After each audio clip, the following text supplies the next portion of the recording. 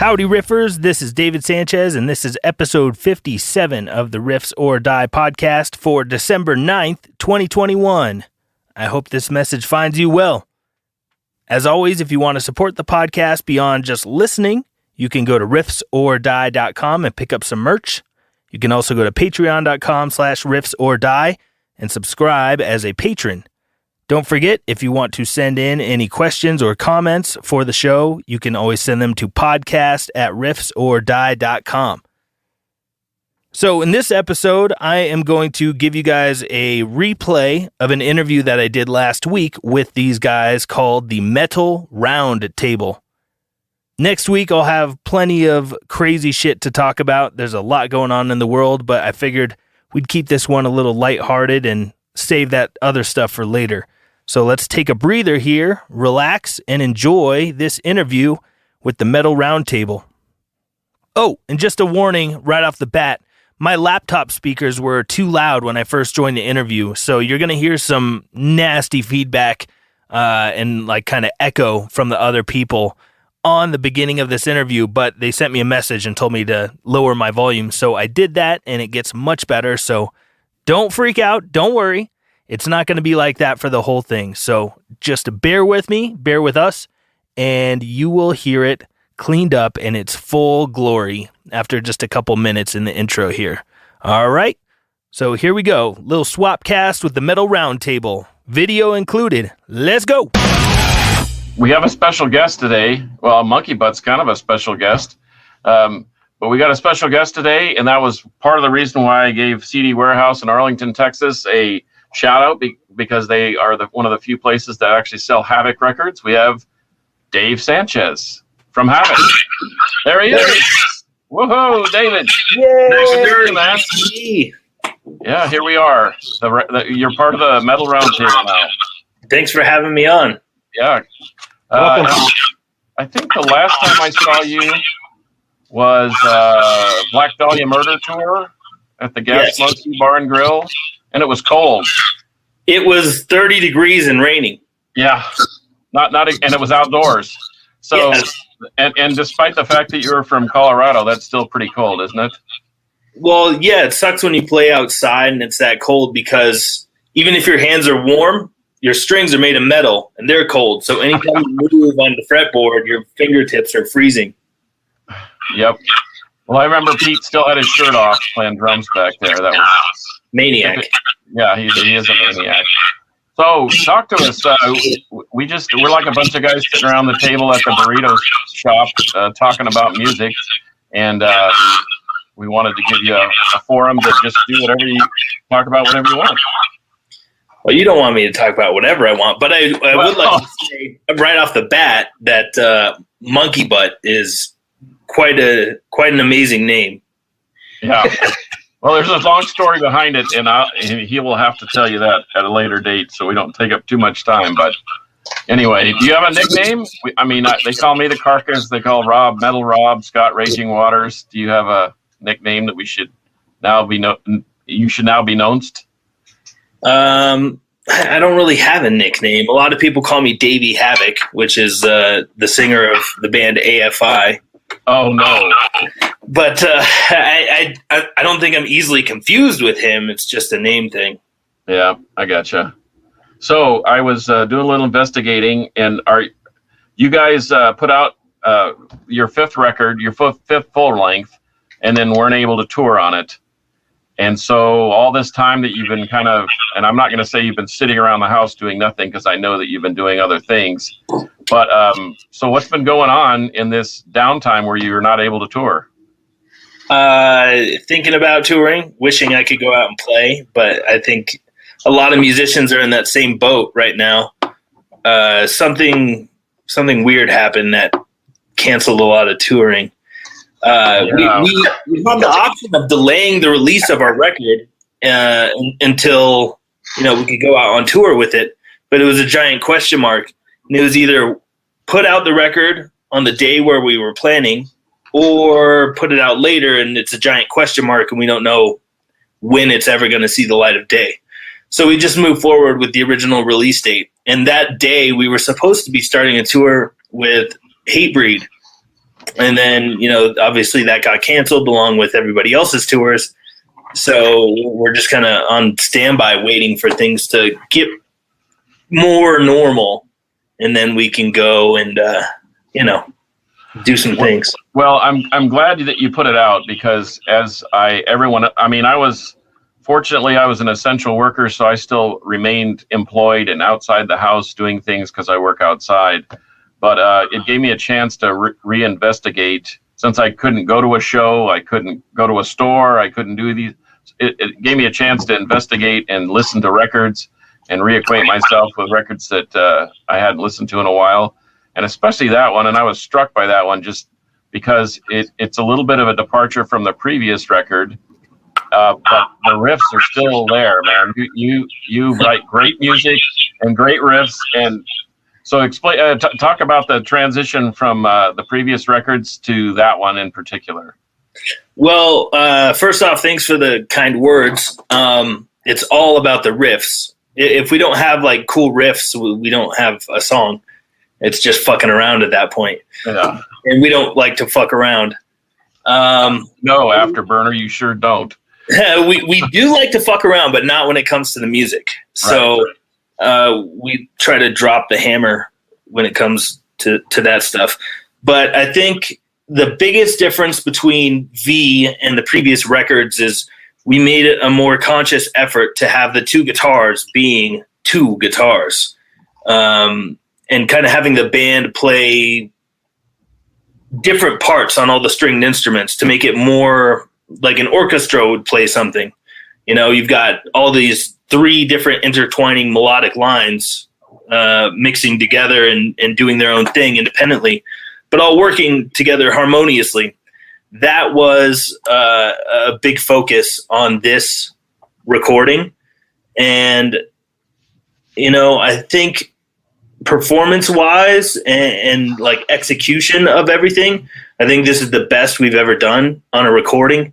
I think that everybody was on their A game and everybody slammed their parts out of the park. I wholeheartedly agree. I was shocked about how much usually some things take a few listings to sort of understand it and get it, but right out of the gates, that thing just was a crusher. And I thought, man, they've struck a nerve. I don't know if it was the production, and you do all the production, right? You do all the recording and production. On the first 3 records and the Point of No Return EP, I did the production, but Conformicide and V, we went into a studio and worked with a producer to engineer them.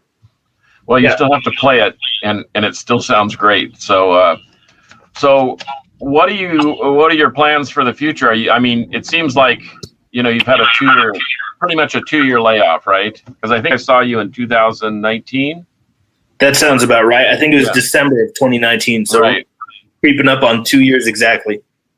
So, any thought to maybe throw out some new stuff? We've talked about it. I think in a few months, it'll be about time to start writing some new stuff, or maybe learning some other people's music and figuring out how to twist those into Havoc gear, Sure. That's something we've discussed, maybe doing some covers, but also I'd like to start writing some stuff in a few months.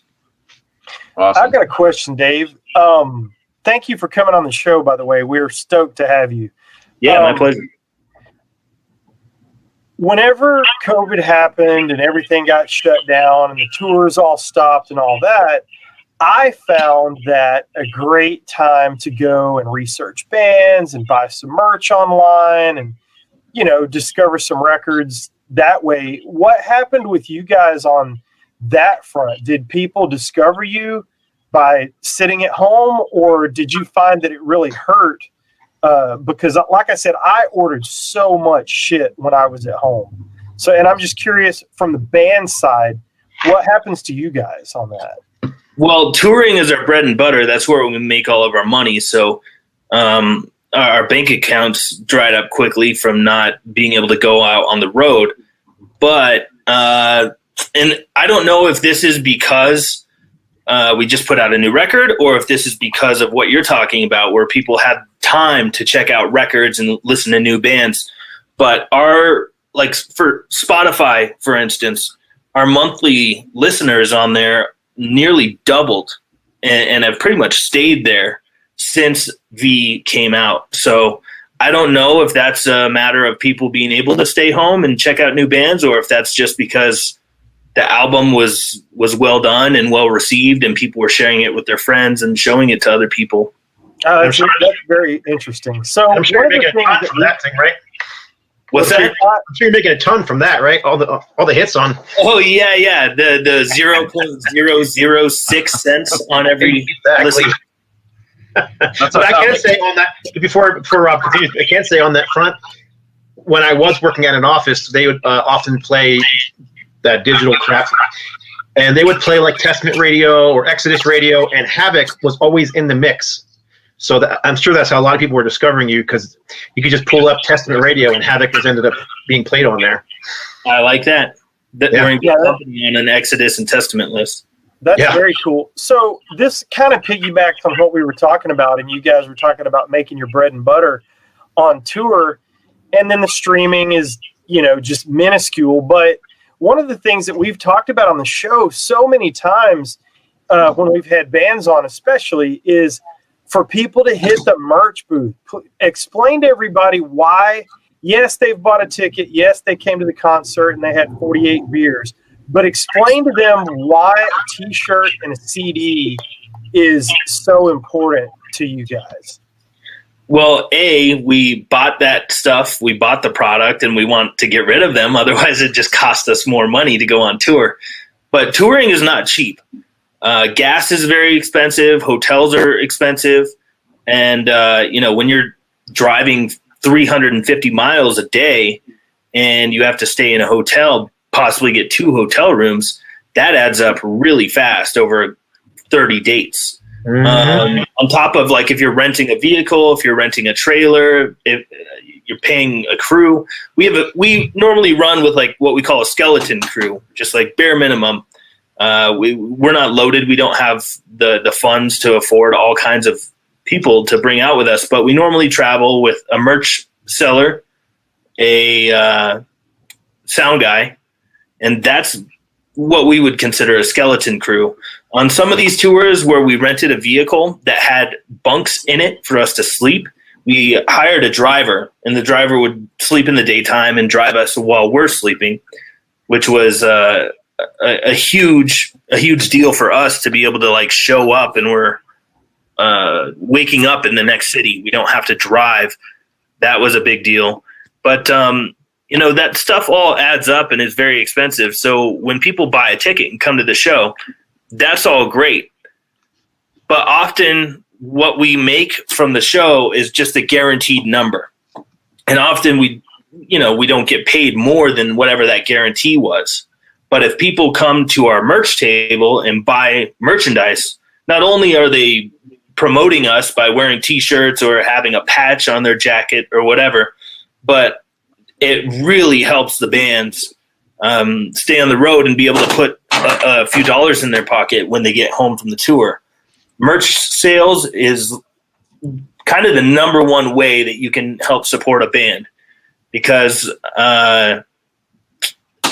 the guarantees often are only covering part of your expenses, especially like a handful of years ago before we were making decent money. We don't make amazing money still, but when we were first getting on national tours with big international touring bands, we were getting paid like $200 a day. That barely covered the gasoline to get to the show. So when people would buy T-shirts, that actually allowed us to put a few dollars in our pocket when we got home. Buy a hamburger and a pair of jeans. Yes. Yeah, I know. Jeans that we ripped. I heard you say early on when I asked that question, I heard you say that you paid for the merchandise. I am almost 52 years old, and I am for the first time right now hearing that a band pays for their merchandise. How do I not know that? Yeah, I did not know that. You were in a band. We have to pay out of pocket for all the merch that's there at the table, and it's a big expense up front before we leave. So the trick is to try to order only so much that you're going to be able to get rid of it all on tour. Yeah, I guess the shirts and stickers and that kind of custom stuff I understand, but you're actually buying copies of your records to take too. Yes. Wow. I mean, we get them at a wholesale price from the label, but they charge us that, and I guess it kind of makes sense from their perspective that they know those products are sold, and they can do the accounting for that, and make our manufacturing costs. They're covering that too. Yep. So sure, yeah, of course.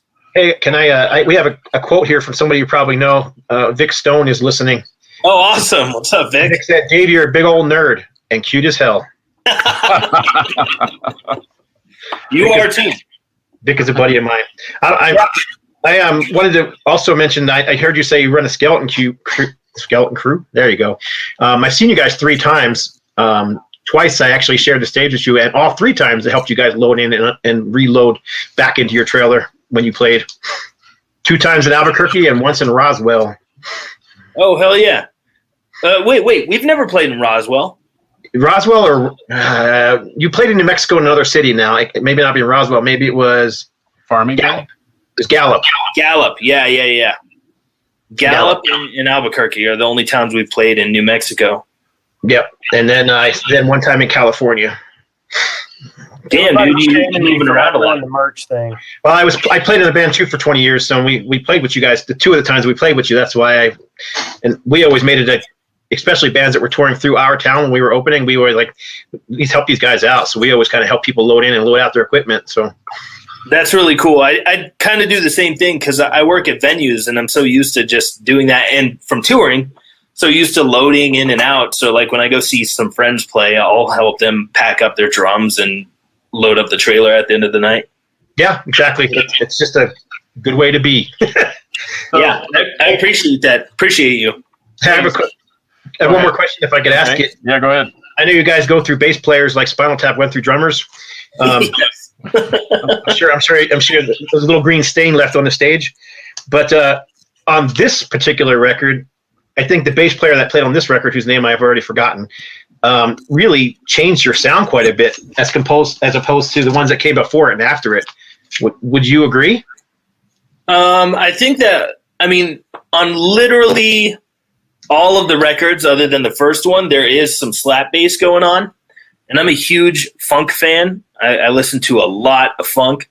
And bass is really important to me. And yeah, I think we've always had that stuff, but on that record specifically, the bass intensity knob got turned up a lot. Mm-hmm. And the bass player on that is Nick Shingelis. He also plays bass in Job for a Cowboy and Cephalic Carnage. Oh, wow. I love both of those bands. Well, speaking of loading in and loading out, I remember when you were 21 and you played a show in Houston with Primal Fear. Yes. And I remember, you did it as a 3-piece. Well, I probably remember it better than you, but because probably you were celebrating quite a bit. But so on something like that, where you're sharing, the bus, what do you let those guys help you load in or load out? I don't really remember how that all worked, but I was there to see you, honestly, and Primal Fear was a bonus track. But you had lost your guitar player like right before you got on the bus and played that whole tour as a 3-piece. Yeah, on that run, we weren't in a bus with Primal Fear. We did share a bus a couple years later with the English Dogs. But we were operating as a trio on that tour because our guitar player had some issues and he bailed on day 1 of tour. So the whole first show of that run was in Denver, and we played all the songs with no solos, other than the ones that I already knew how to play. But thank goodness you have riffs, because right. you couldn't really tell, because I had 2 buddies with me, and they were like, "These guys are so killer." And I knew that there weren't solos, and I just went with it and said, "Yeah, they're killer thrash band. What can I say?" And you held it together. In fact, you even did Rain and Blood. that night as a 3-piece. Yeah, I mean, that whole run was it was our second tour ever with Pete on drums, and after that first Denver show, we had to go to Kansas City, and it's a long drive to Kansas City. Mm-hmm. And I was in the back seat of the van on the bench, and I had my headphones in, and I was like learning the guitar solos on the way to show number 2. So I'm not a lead guitar player. I don't ever consider myself one. I think I'm pretty good at playing riffs, but lead is not my forte. But I figured out decent enough how to play some of those solos on the way to show number 2, and I was able to pull it off. Well, I would pull it off somehow. Yeah, you would have fooled me because I thought you're more than a capable lead player too. But Rhys Scruggs is an able-bodied replacement for if you need a lead guitar player. He's pretty good. Yeah, he's a fretboard wizard. Yeah, he's awesome. So is he also a pinball wizard? Yeah, I'm not sure about that, but he's definitely got balls. And then Pete Weber, man, that guy is just insane. I mean, like I watched him play the double bass, and it's almost like it looks like he's playing effortlessly. You just watch his feet going. It's just effortless for him. Yeah, speaking of double bass with Pete, I've played with a lot of different drummers, and I've never heard Pete mess up his double bass. A lot of drummers will like fall behind, their hands will be going one tempo and the feet will start dragging back and it'll get a little weird. I've never, ever heard that happen with Pete. And I've seen like drummers who play live getting a double bass is great, but you get in a studio with a click track and then suddenly they can't keep the time. Sure. Yeah, and Pete's a beast. I picked Pete and Rhys on purpose. That was not an accident. Yeah. No, it's not accidental that they're in the band. We're not fucking around. We've already established this. Right. So we have to ask, anytime we get somebody on, it is the most cliche question in the history of music interviews, but please give us the Spinal Tap moment, because we know it's happened. I know everybody knows that I'm going to punt that question out there, but we know some funny shit has happened. So please enlighten us. The first thing that comes to mind is one time we were playing a show in Tennessee in a small town there called Clarksville. And in the middle of the show, our bass player at the time, Nick, just like leaves the stage and there's no bass being played. And all of us are looking at each other like we kept the song going, but we were all looking at each other like, what the fuck is going on? Where'd he go? And then he came back out. He was still gone for a while. So after the song was over, I had to like bullshit with the crowd, and I told a couple of terrible jokes. And, we were just doing that, just scratching our head like, what the fuck happened to Nick? He finally comes back, and he like grabs my shoulder. He's like, dude, I just had to shit so bad. I was going to shit my pants if I didn't go. So we're just standing there playing a song, 2 guitars and drums, no bass, wondering what the hell's going on. He comes back 5 minutes later, 10 minutes later, whatever. He's like, I had severe diarrhea. Like, I had to leave the stage. Otherwise, it would have been a really big problem. Otherwise, it would have turned into a G.G. Allen show. Nobody wants that. Hey, somebody's asking, what are your influences? Like music influences, guitarists, whatever. My musical influences vary so dramatically. It's hard to cover all of them in a short amount of time, but like this guy is one of them. Ludwig van Beethoven. I love classical music. Like I said, I love funk. The amount of classical composers and funk bands that I like are too numerous to name, but so I'll just go with genres. I obviously love thrash metal. I like a lot of death metal. I like punk rock, old hardcore music. I love gypsy jazz.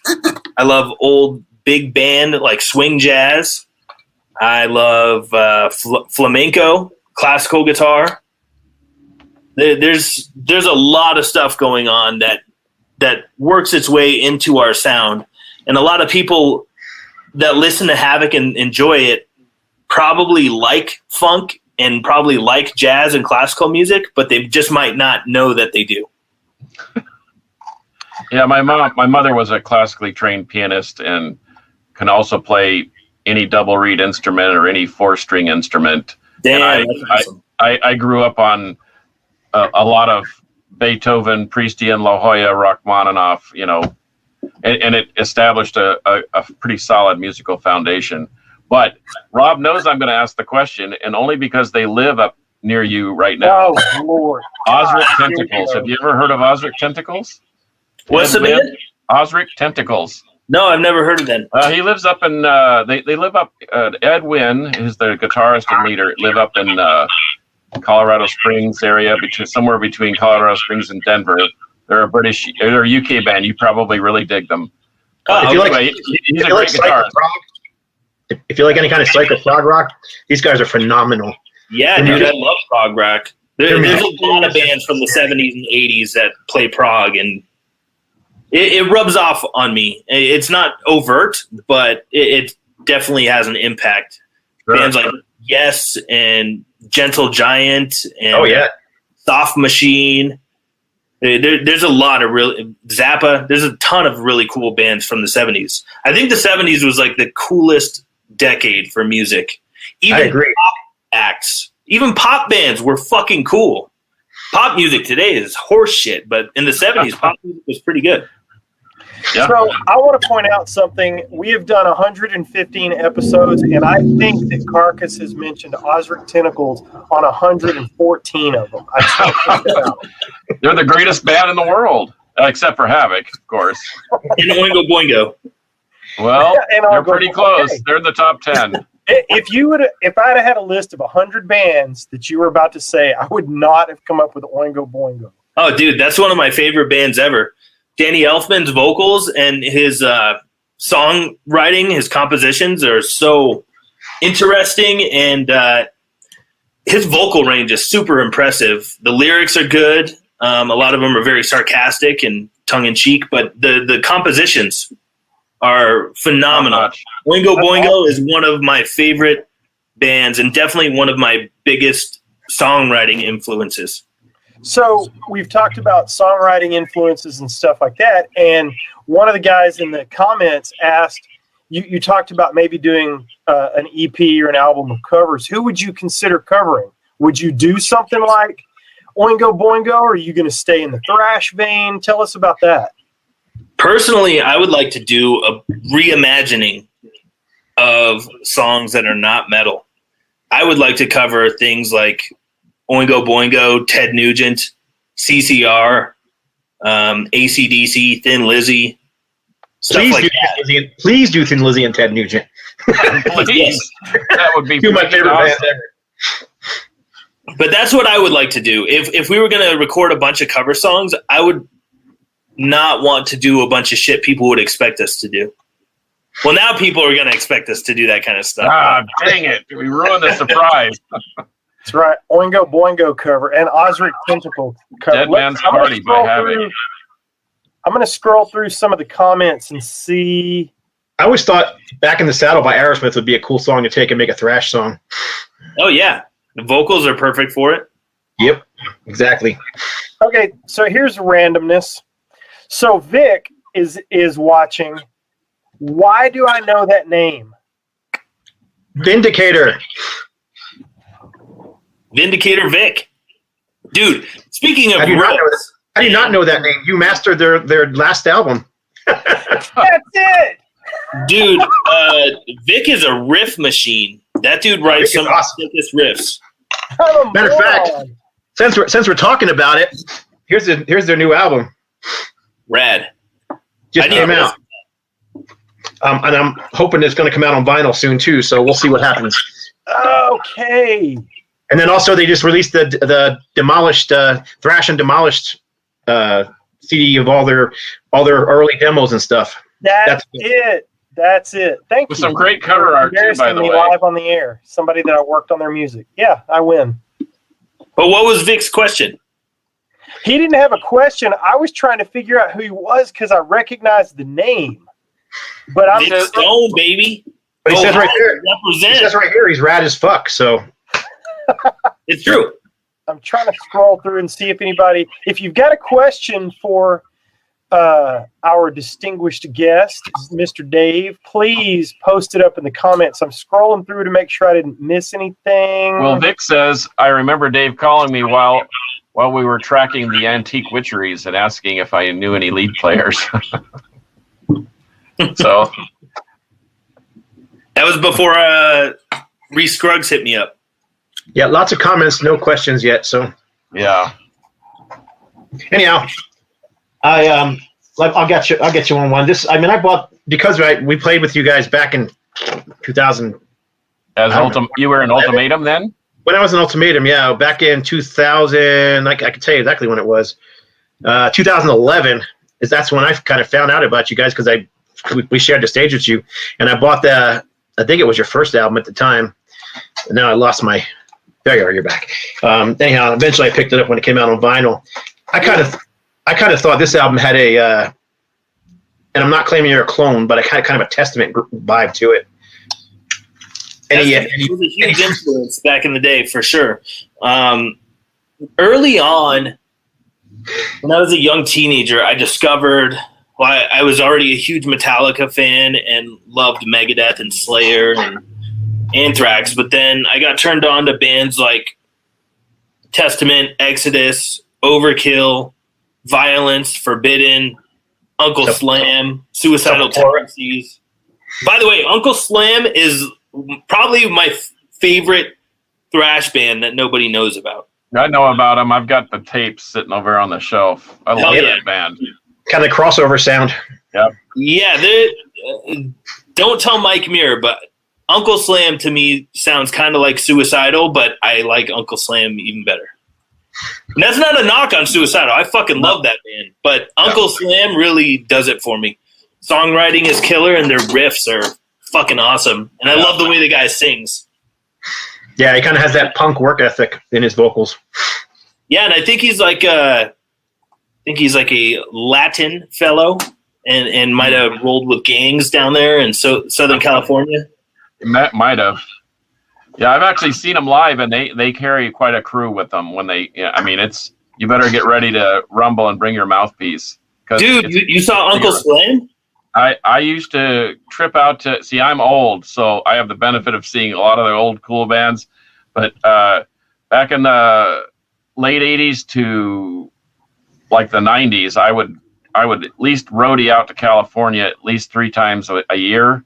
And it was usually just to hit up clubs and just I saw amazing. I saw a Believer at the Crystal Cathedral once. I've seen Mordred, DRI, Attack, all those types of Uncle Slam, Albatross, Fathom. Yeah, the Orange County scene was just like insane back then. Comatose was another band that was really killer. But anyway, and I have old. Yeah, I am old, and I have my brother-in-law, played in a band called Steel Fury, and they had tripped out to Cali back in, it was right when my son was born, so it was '88. So anyway, yeah, I've been checking out that whole scene out there in SoCal for a long time, especially the OC thrash scene. Man, that was really, I didn't hang out at Gazzari's and the cat house at Ricky Rackman's cat house or whatever. Every now and then I was forced to attend a Tracy Gunn show or whatever, but no, it was thrash for me all the way. Hey, you be careful when you talk about hair metal, Chief. Hey, I'm trying to be judicious by the fact that Bang Tango is just not my thing. But Oingo Boingo. See, now that's the weirdness of how we like music. I mean, I like weird stuff too. We were just talking about it today. So anyway, yeah, I saw Uncle Slam twice. That's rad. I love a lot of weird music. One of my favorite bands is Mr. Bungle. Their first album, I bought that when I was like, I don't know, 15, 16, and that record blew my mind into a million pieces. And it still does every time I listen to it. Have you heard their new one? Have you heard their new one? Yeah, their Lombardo new Scotty? old one. Yeah, it's a new recording of all their old stuff. Yeah. Yeah, with Scott Ian on it and Dave Lombardo playing drums. It's pretty awesome. But I prefer the Bungle that has horns and is really weird and has genre changes on a dime. Right. That's my favorite Bungle. Yeah, then you'd love the Osric Tentacles. Yeah, my brother-in-law Terry Sullivan says that Steel Fury opened for DRI once down there, so in SoCal. So anyway, fond memories of that whole scene. But Denver's got kind of speaking of scenes, Denver's got a killer heavy scene. Like bands like Cloudcatcher and I can't remember the name of that other band, but Cloudcatcher's one that I've actually seen multiple times. But Axe Slayer and Axe Slasher. So who are some of the other speed demons that are up from that area? Well, speaking of speed, there was a band. They're not around anymore, but Speed Wolf. Oh yeah. We interviewed their bass player. He's in a band called Overdose, New York. Yeah, he was in Speed Wolf. I think the singer was in Overdose. I didn't know the bass player was in that band too. Or maybe it is the singer, Rob Reed. Yeah, no, Reed. I was gonna say, Yeah. I actually played in a band with Reed way back in the day. This is like right when Havoc first started out. Their guitar player couldn't do a tour that they had booked. So they asked me to learn like 18 songs in like 10 days or something. And they were like, can you do it? Like, I think so. And that was the first time I ever went on tour. Wow. I think I was 16, maybe 17 years old, and hit the road for the very first time, filling in for a band called DDC, Death, Destruction, and Chaos. Uh-huh. And that DDC tour was my introduction to life on the road and touring and getting acquainted with that whole gig. But I had a really good time, and that band was really cool. They were like an awesome thrash punk crossover band from Denver, and Reed from Speed Wolf and Overdose was the singer. Yeah. Reed's a cool dude. I saw them open for Lucifer here in Dallas right before COVID happened. They played right before the Devil. Yeah, right before the Devil. Yep. And she's really cute, by the way. Hey, Monkey Butt, can you put TJ Lewis's question up for Dave, please? The Scoot Inn in Austin. I've been wanting to see Children of Bodom since I was 13. What was it like touring with Alexi? R.I.P. Touring with Bodom was awesome. We did the Megadeth run, and they were on that with us. It was Megadeth, Suicidal Tendencies, Children of Bodom, and Havoc. And all of the off days for the Megadeth run, we usually had a show with Children of Bodom. And so we got to know those guys pretty well on that run. They were the first people we met from the tour because we had a couple shows with them before we linked up with Megadeth. And touring with Alexi, honestly, he was like not drinking. He was not partying and hanging out with people much. So he was fairly reclusive, and we didn't really hang out with him all that much. I think he was seemed to me, I can't really speak for him, but it seemed to me like he was trying intentionally to distance himself from other people that were hanging out and having beers and doing shots and stuff because he didn't want to get sucked into that vortex, which is totally fine and respectable. But we didn't get to hang out with Alexi Laiho that much. He largely kept to himself, but he was never an asshole or anything like that. He was always very pleasant and kind. And one time we ended a tour in Helsinki, Finland, and played the Tuska Open Air Festival. And they had me learn their cover of Riders on the Storm. And I got to literally play Alexi Laiho's guitar and play guitar in Children of Bodom for one song. Wow. And when that tour was over, we decided to stay in Helsinki for a few days.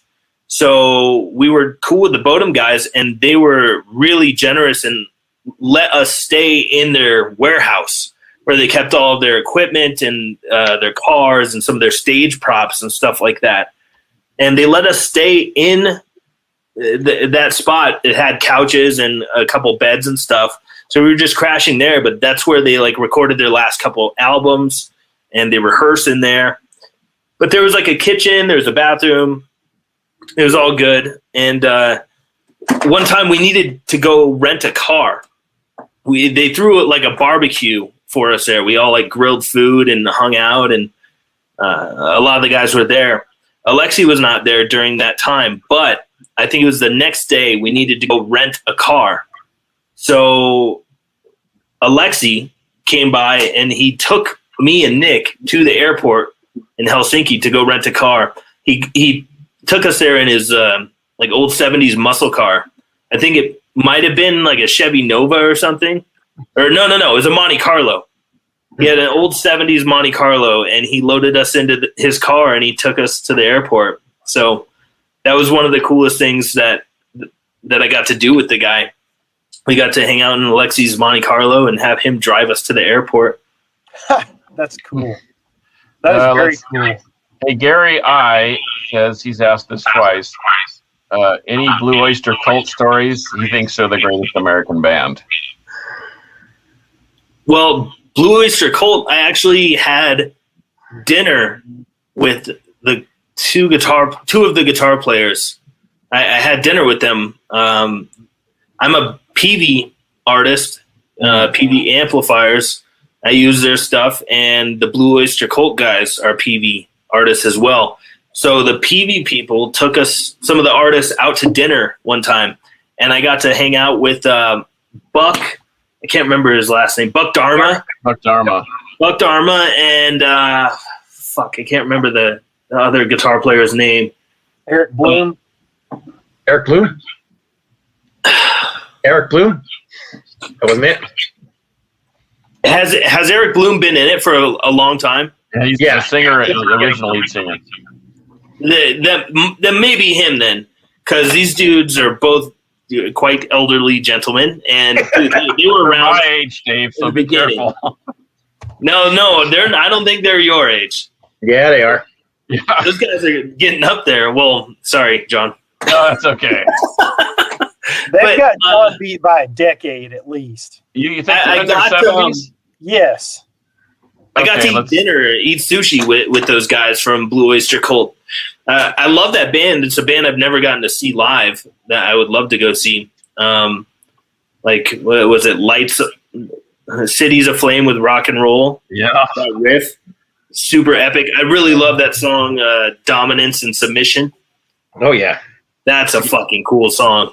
Yep. You know, the odd thing is it had been since I was in college, so 81, 82, I saw him at the Salt Palace for the first time, and then hadn't seen him since. And then magically they appear in Dallas Fort Worth area, like what, 3 times within 6 months? We saw him at the Gas Monkey Live, and we saw him at some other. It was just like they were popping up left and right. And in fact, Rob was telling the story that they were at some 4th of July parade thing out in McKinney, Texas, or something. Some weird. Dude, I saw Blue Oyster Cult for the first time from about 10 feet away play on a park pavilion. I can't imagine what you have to pay to get Blue Oyster Cult to come play on your park pavilion. But they have this thing called Hot Summer Nights, and they get they'll usually get a bigger band like that, and then they have some cover bands and different stuff throughout the summer. But yeah, Blue Oyster Cult, man, on a park pavilion, it was awesome. And then all of a sudden, I've seen them 4 times in a couple of years. That rules. Yeah, they're here all the time now, it seems like. So come on down, Dave. Fraser Dawn has asked this. Is playing. Let me know. Yeah. Fraser Dawn has asked this question like 3 times. He wants to know, how was Dave Mustaine? Was he cool or was he an a-hole? When we were on tour with Megadeth, he was cool as fuck.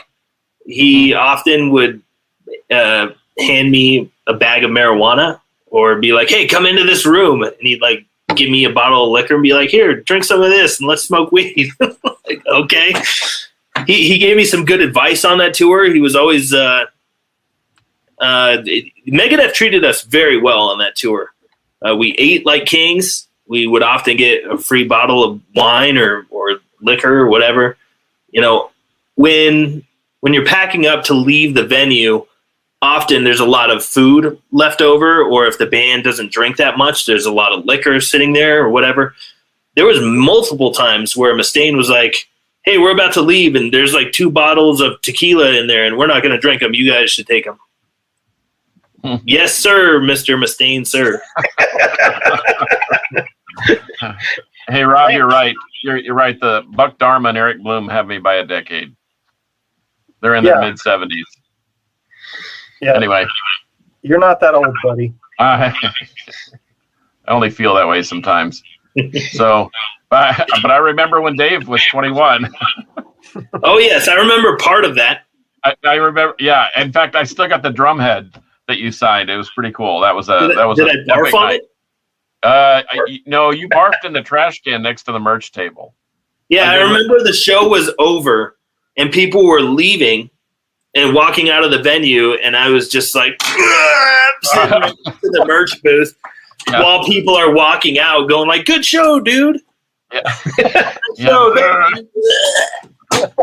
I don't have a drum head, but I do have the guitar pick you gave me. Oh, nice. That's an old one, out of print. It's pretty abused here. You can't even see the logo on the other side because you were playing with it. But anyhow, yeah, it was on. That was on this tour. So do you collect music, or do you just listen to music and hear music, or do you have a collection of odds and ends? Or I've got some vinyl. I've got quite a few CDs. At some point, I might want to sell some of my CDs, except the prized possessions. I'm your guy. RTC music, baby. I got a couple CDs too. Yeah, I can see that. we all have a little more than we should. But when I bought my first record at age 13, and that was 50 years ago. So what was the record? Black Sabbath, Paranoid. And the second record I bought was Grand Funk, the Red Album. Then I bought Aerosmith, Get Your Wing. I still have them. You're welcome to come by anytime, and we'll go hang out and listen to records upstairs, because I love 70s classic rock. And amongst the other eclectic things, like some of the bands you've mentioned, like Zappa and Oingo Boingo and so forth. Uncle Slam. Devo. Yeah, freedom of choice, man. It's what we want. I'm trying to find you on Facebook so I can drive to Denver and get those CDs. I know where I am. I know we got to go in a second. Out of storage. I got some of them in a box. Have any of you guys heard this yet? I've heard a few songs off of it. I need to listen to the full thing. Yeah. It's pretty heavy. One of the things I think I dislike about modern music, as opposed to when thrash was being recorded in the 80s and the 90s, is the fact that a lot of it sounds samey. Not necessarily the writing, but the productions are all like so pristine now. They lack the charisma that a lot of the bands had back in the day. Even if it was bad production, it was like this. This doesn't have great production, but I mean the bad production that kind of added to the appeal. You know, production varied so much more back in the day. Yeah, and whereas now it's like everybody's got the same guitar tone, that same buzz guitar tone. But anyhow, regardless, I still think this is a fantastic album. But I need to listen to the full thing. Jack Gibson actually helped us do backup vocals on our last Havoc record. Oh, right on. He's on the gang vocals on a lot of those songs. Huh. That's a good bass player. You could have him tag along. Yeah. Hey, TJ Lewis. Oh, sorry. Go ahead. I was going to say, TJ Lewis is asking, what's your favorite newer thrash band of the last couple of years? Anybody newer thrash band? Anybody like trip your trigger when you saw them? You went, wow, those guys are killer. I mean, they're not the last couple of years, but the one that newer band that threw me for a loop when I saw them the first time was Vector. Yeah, I've known those guys. I think they started in the same time that we did. Actually, I played with Vector for the very first time before Havoc ever did its first tour. That tour that I did with DDC, we played on a Native American reservation, and Vector also played. And I remember there was underage drinking and maniacs there, and people like basically starting a circle pit in the desert and just kicking up tons of sand. I can still taste the sand. I laugh because I've been there and done that. So that would be one of my Spinal Tap stories, is playing on the Indian reservations. It's definitely a different scene than playing in the clubs and playing on those Indian reservations. Yeah, it's interesting. We played with Vector though forever ago, before Havoc ever toured. I like Vector a lot. I know it's not new, but the last band that like is immediately coming to my mind, I'm sure I'll think of something later, but Power Trip was one of the last bands where we were in the UK and we were setting up like right after load in. We loaded in, we're unlidding like our amps and, opening our guitar cases and stuff. And this music is playing on the PA just while we're setting up. And I looked at the sound guy. I was like, because song after song had cool riffs in it. I was like, this is pretty rad. Who is this? Sound guy, who is this? He's like, oh, it's this band called Power Trip. I was like, I'd never fucking heard of them.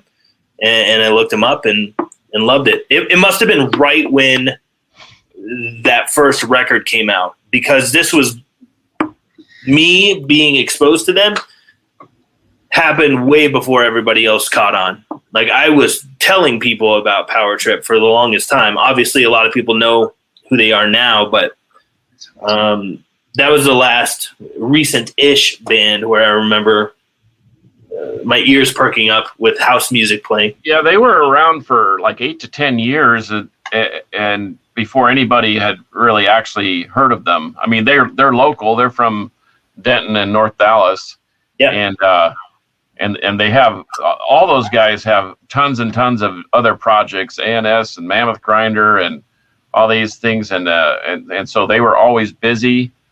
But man, to your point, when I first heard those riffs, I thought, man, who in the world is this? There's hope for metal after all. You know what I mean? There's more than one band.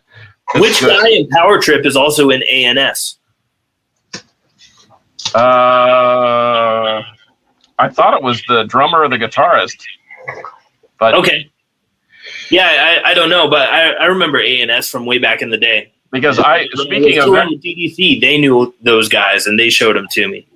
Yeah, in fact, speaking of ANS, I booked them one time at a practice facility called the Alamo down in South Fort Worth, and Vector was one of we had a Vector and a couple of local bands, a Morriside and some other, and everyone just, ANS started the show because they had to leave and go to school or something. They had classes, so they played right, and they tore our heads off. And the sandwiched between Vector and ANS was everybody else, and we were completely blown away by ANS and completely blown away by Vector. But for $10, and it was it was a wild show. They must have been 100 people there. One light bulb over the stage. It was very, very DIY, very basement-like. Those shows are the best, man. Yeah. I saw Kill Slug in New Hampshire with one light bulb hanging over the drummer. You couldn't tell what was going on in there. It was just this grindy, nasty, just Kill Slug. Wow, that was crazy. Hey, we're going to wrap it up with one last question, Dave, if you're cool with that. Yeah, for sure. I don't want to get anybody pregnant, so let's wrap it up. Oh, yeah. Thank you so much. Yeah, we appreciate that. So Frazier, one of our longtime listeners, wants to know what band that you want to play with that you haven't played with yet. And by the way, Eric Bloom will be 77 tomorrow.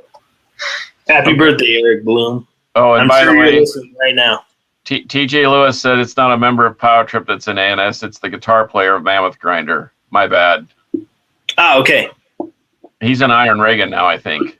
Another cool band. Yes, sir. But Here's anyway, Fraser's question on the screen. This is my question. What band would you like to play with you haven't played with yet? That one's easy. Metallica. oh wow, We've played with all of the big four except for them. We've toured with Overkill. We've toured with Death Angel, Megadeth, Anthrax. Like we've toured with Toxic Holocaust, and the English Dogs, and all of these bands we've toured with or played festivals with or played shows with, but never played a show with Metallica. That's the number one for sure. well that would be the one way to get me to a Metallica show is have Havoc open for them because I'm still suffering from the first the look. They earned a lot of respect on the first three records, so I give them all the credit in the world. But their more recent stuff is just I'd rather listen to Havoc, quite frankly, and that's not just because Dave Sanchez is on with us. That's the truth. I'm going to use that quote that's going to be on our next album cover. All the respect to Metallica, but I'd rather listen to Havoc. There you I go. like it. You can quote me on that every day of the week. It's true. That's awesome. Right on. Hey man, we're gonna wrap it up. Let Monkey Butt go on about his day, but we always wrap up the show. First of all, Dave, I was down in Colorado Springs this summer, and if I had even sniffed a music collection, I would have been on your doorstep in about what would have taken me an hour to get up there. I don't know, but Next time you're in town, let me know. I can pass you along my email or whatever. yeah, that would be awesome. But we like to close out the show every time by saying metal will prevail, and we're going to do that now. Give us your plugs though, real quick. Plug your website, podcast, plug all that stuff real quick before we sign off. Yeah, if anybody wants to follow Havoc, just make sure you look it up HAVOK because we went to public schools, so we spelled it wrong. But HAVOK, you can look it up. Havoc.band is our website, and all the links to all the social media and the merch store and stuff are there. And I also run a podcast called Riffs or Die, and there's also a web store. So if you have any interest in getting a T-shirt that says Riffs or Die with some skeletons on it, or I also sell No Karate in the Pit shirts on there. If any of that sounds interesting, go to riffsordie.com. And all my podcast episodes are up there too. Awesome. Cool. Well, man, thank you so much for coming on. We know you're a busy man, and we very, very much appreciate it. Carcass hit me up and was like, dude, Dave's coming on. He was like a giddy little schoolgirl, man. So Yeah, I'm stoked to do it. Let's do it again sometime. He wanted to get me on forever, but the schedule just never worked. But this time I was like, the planets have aligned, sir. Let's do it. Yay! yeah, it's awesome. And obviously, if you come to Dallas, man, let's just blow it up with an interview or hang out or whatever, man. It'd be good to meet you. It sounds good.